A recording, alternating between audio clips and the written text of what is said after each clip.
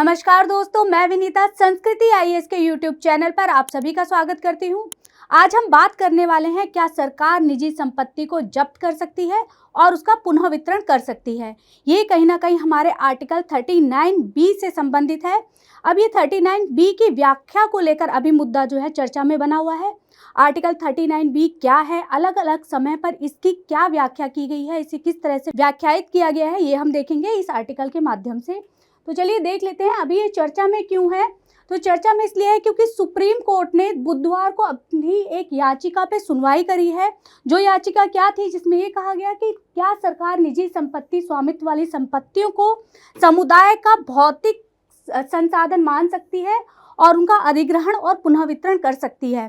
यानी कि हमारा आर्टिकल 39 में जो ये बताया गया है कि समुदाय के भौतिक संसाधन होते हैं, उनका पुनः वितरण किया जा सकता है। तो ये कह रहे हैं क्या हम निजी संपत्ति को उस समुदाय के उस भौतिक संसाधन में इंक्लूड कर सकते हैं या नहीं कर सकते।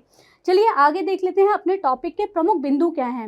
ये जो मुद्दा है ये बहुत पुराना है, यानी कि फरवरी 2002 में इसे सुप्रीम कोर्ट को सौंप दिया गया था, लेकिन अभी हाल ही में इस पर सुनवाई की गई है, इसलिए चर्चा में बना हुआ है। फरवरी 2002 में क्या हुआ था कि 7 न्यायाधीशों की एक पीठ ने एक मुद्दा था जो हमारा मुंबई से संबंधित था। मुंबई में जो अधिग्रहित संपत्तियों के मालिक थे और साथ ही साथ वहाँ पर महाराष्ट्र की housing and area development act जो था माड़ा 1976, इसमें एक संशोधन हुआ था। 1986 में इसमें एक संशोधन हुआ था। इसमें लोगों ने दावा किया कि हमारा जो आर्टिकल 14 में हमारे जो मौलिक अधिकार है उनका हनन हो रहा है, उनका उद्घाटन हो रहा है। इसके लिए यहाँ पर इसे चुनौती दी गई, इस एक्ट को चुनौती दी गई थी और ये 2002 में हमारे सामने आया था। पर अभी क्यों चर्चा में बना हुआ है, इसके पीछे एक कारण और है। अभी हमारे देश में क्या है, चुनाव का माहौल है और अभी विपक्ष पक्ष ने ये कहा है कि राहुल गांधी ने अपने भाषण में कुछ इस तरीके के वर्ड यूज़ करे हैं जिसमें उन्होंने कहा है कि हम जो लोग हैं उनकी निजी संपत्ति को फिर से पुनः वितरित करेंगे, यानी कि सब में समान जो है संपत्ति का वितरण किया जाएगा। अभी राहुल गांधी के भाषण में ऐसा कहा गया है विपक्ष पक्ष के द्वारा। तो चलिए आगे देख लेते हैं। आगे हमारा जो अनुच्छेद 39 है ये है क्या। जो हमारा अनुच्छेद 39 है ये हमारे संविधान के भाग 4 से संबंधित है, यानी कि डीपीएसपी से ही कहीं ना कहीं संबंधित है। अब यहाँ 39B में क्या प्रावधान किए गए हैं, इसमें कहा गया है कि राज्य जो है अपनी नीति को सुनिश्चित करने की दिशा में निर्देशित करेगा कि जो समुदाय के भौतिक संसाधन हैं उनका स्वामित्व और नियंत्रण इस प्रकार से किया जाए कि वहाँ पर जितने भी लोग हैं यानी कि सबकी भलाई हो सके, सब में समान वितरण हो सके, यानी कि सर्व साधारण की भलाई के लिए किया जा सके। अब यहीं पर अगर आपको बताएं कि इस आर्टिकल से रिलेटेड, यानी कि इसी आर्टिकल की अलग पार्ट से रिलेटेड एक प्रश्न आपका 2021 में पूछा गया था, जिसमें ये पूछा गया था कि धन और जो हमारे उत्पादन होते हैं उनको संग्रहित करने से किस अनुच्छेद के अंतर्गत रोका जाता है। तो ये जो था हमारा 39C है। 39C में हमारा जो धन है और जो उत्पादन है उनके संकीर्णन को रोका जाता है। वहीं पे अगर हम बात करें 39A की, तो 39A में क्या कहा गया है कि जितने भी हमारे नागरिक हैं, हमारी महिलाएं हैं या हमारे जो पुरुष हैं, उनको समान रूप से जो है आजीविका को के लिए पर्याप्त साधन उपलब्ध कराए जाएंगे। उनका अधिकार है अपनी आजीविका के लिए पर्याप्त साधन पाना। वहीं पे अगर बात करें इसके 39D की, तो 39D में वो ये कहता है कि अगर महिला हो चाहे पुरुष हो, दोनों को समान कार्य के लिए समान वेतन प्रदान किया जाएगा। साथ ही साथ यहाँ पर इसका एक और आर्टिकल है 39E। 39E ये कहता है कि अगर हमारे जो श्रमिक हैं, जो हमारे पुरुष हैं, जो हमारी महिलाएं हैं, यहाँ तक बच्चे भी हैं, तो उनकी आयु के अनुसार यानी कि उनकी उम्र के लिए अगर कोई अनुपयुक्त व्यवसाय है तो उसमें उन्हें प्रवेश से रोका जाएगा। चलिए आगे देख लेते हैं कि इससे संबंधित हमारे मामले क्या क्या हैं। मतलब कि इससे जो पुराने जो भी न्याय हुए, जो भी मामले सामने आए और उनके क्या क्या निर्णय हुए, उन पर विचार कर लेते हैं। सबसे पहले ये जो चर्चा में बना तो वो किससे बना, 1977 में कर्नाटक राज्य बनाम रंगनाथ रेड्डी का एक वाद हुआ, जिसमें ये सबसे पहले सामने आया। आर्टिकल 39B की यहाँ पे व्याख्या की गई और कौन सा बेंच था यहाँ पे, तो 7 न्यायाधीशों का बेंच था। उसमें से 4 और 3 यानी कि 4 लोगों ने जो है मत दिया। उन्होंने ये कहा कि जो हमारी निजी संपत्ति है उसे भौतिक संसाधनों में इंक्लूड नहीं किया जाएगा और हम निजी संपत्ति का हनन हमारी जो सरकार है वो नहीं कर सकती, उस पर सरकार का कोई अधिकार नहीं होगा। आगे जो है यहाँ पर ही एक जो अल्पमत में थे वो थे हमारे न्यायमूर्ति कृष्ण अय्यर। उनका ऐसा मानना था कि जो हमारी संपत्ति है, जो निजी संपत्ति है, उसे भौतिक संसाधनों में इसे इंक्लूड करना चाहिए। उनकी ये जो न्याय था, उनकी जो मानना था, ये इसलिए था क्योंकि हमारा जो समाज है वो एक समाजवाद की तरफ अग्रसर है, तो इसके लिए उनका ये ऐसा मानना था कि हमारे भौतिक संसाधनों में निजी संपत्ति को मिलाना चाहिए।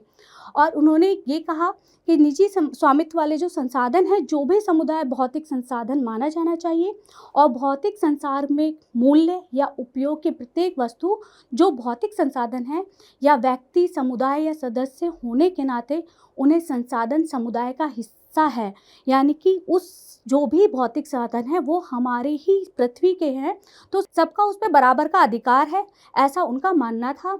अभी जो ये है, इसके बाद क्या हुआ कि इसके बाद एक और मामला सामने आया जिसे कहा जाता है संजीव कोक मामला जो था, ये 1983 में आया। और यहाँ पर जो बेंच बैठी 7 न्यायाधीशों की, इन्होंने क्या कहा, इन्होंने जो पिछली बेंच ने जो निर्णय दिया था उसके बिल्कुल विपरीत निर्णय दिया और इन्होंने ये कहा जो हमारी निजी संपत्ति है, जो भी निजी संपत्ति है वो हमारी एक तरीके से भौतिक संसाधनों में इंक्लूड की जानी चाहिए, जिसकी लोगों को ज़रूरत हो उनमें वहाँ पर इसका संपूर्ण वितरण किया जाना चाहिए। आगे जो मामला आया, एक और मामला आया जिसे कहते हैं 1996 में मफतलाल इंडस्ट्री लिमिटेड का एक मामला आया, जिसमें 9 न्यायाधीशों की बेंच बैठी और उन्होंने भी सेम जो पुराना निर्णय था उसी पर उन्होंने निर्णय दिया और उन्होंने भी यही कहा कि हमारी निजी संपत्ति को समुदाय का भौतिक संसाधन माना जाना चाहिए। आगे फिर इसके बाद हमारा मामला आया जो मुंबई वाला केस आया। इस मुंबई वाले केस में क्या था कि जो अधिग्रहित संपत्तियां हैं, जो लोग थे वहाँ पर, उन्होंने इस मामले को उठाया। सबसे पहले क्या हुआ कि जो यहाँ पर एक माड़ा नाम का एक्ट था, उसमें 1986 में एक अनुच्छेद बी में कुछ चीज़ें चेंज की गई। वहाँ पे जो 1986 में जो एक्ट में संशोधन हुआ था उसे चुनौती दी गई और माड़ा को 1976 में जो शहर था वहाँ पे बहुत बड़ी बड़ी इमारतें थीं, उनमें बहुत ज़्यादा पुरानी हो गई थी और वो बहुत क्षीणहीन हो गई थी, मतलब कभी भी उनमें कोई भी क्षति हो सकती थी, वो रहने के लिए असुरक्षित थी। तो वहाँ पर जो लोग रहते थे, माड़ा ने उन इमारत में रहने वाले लोगों पर एक उपकर लगाया और जिसका भुगतान करने के लिए उसे कहा गया और जिसका जो यूज़ किया जाना था उससे ही बिल्डिंग के मरम्मत के लिए और वहाँ पर जो भी बहाली थी उन परियोजनाओं की देखरेख के लिए वो किया जाना था। तो इसमें यहाँ पर एक जो अनुच्छेद था इसमें ये चेंज किया गया कि जो धारा ए है उसमें शामिल किया गया कि ज़रूरतमंद व्यक्तियों को और जो भूमि है इमारत की वो हस्तांतरित की जाएगी, जो ज़रूरतमंद व्यक्ति हैं या वहाँ पे रहने वाले जो व्यक्ति हैं उन्हीं को हस्तांतरित की जाएगी। ऐसा उसमें कहीं नहीं कहा गया कि वहाँ के जो मालिक हैं सिर्फ उन्हीं को दी जाएगी। अगर कोई व्यक्ति उस बिल्डिंग में किराए पे भी रह रहा है तो उसे भी वो जो ज़मीन है वो आवंटित की जाएगी। अब दूसरा जो था, इसमें क्या संशोधन किया गया, एक अध्याय 8A को भी इसमें जोड़ा गया, जिसमें उन्होंने कहा कि राज्य सरकार जो है अधिग्रहित जो इमारतें हैं यहाँ पर, यानी कि जिस भूमि पर वो इमारतें बनी हैं उसका अधिग्रहण कर सकती है। अब यहाँ पर रहने वाले या यहाँ पर जिन लोगों की भूमि थी वहाँ उनमें से 70% जो लोग थे उन्होंने क्या करा, इसका अनुरोध करा और उन्होंने ये कहा कि ये हमारे जो है मौलिक अधिकार अनुच्छेद 14 का हनन करता है, कहीं ना कहीं हमारे अधिकारों का हनन हो रहा है, ऐसा उनका मानना था। तो चलिए आज की वीडियो से संबंधित प्रश्न देख लेते हैं। प्रश्न कहता है संविधान में किस अनुच्छेद में प्रावधान किया गया है कि राज्य यह निर्देशित करे कि धन और उत्पादन के संसाधनों का संकेंद्रण ना हो। जैसा कि मैंने आपको बताया था सेम इसी तरीके का प्रश्न आपका 2021 में पूछा गया था। इसके ऑप्शन आपको दिए गए हैं अनुच्छेद 39A, अनुच्छेद 39B, अनुच्छेद 39C, अनुच्छेद 39D। इसका आंसर आप लोग हमें कमेंट बॉक्स में बताइए कि इसका आंसर क्या होगा। अगली वीडियो में आपके साथ फिर मुलाकात होगी एक नए टॉपिक के साथ। तब तक के लिए धन्यवाद।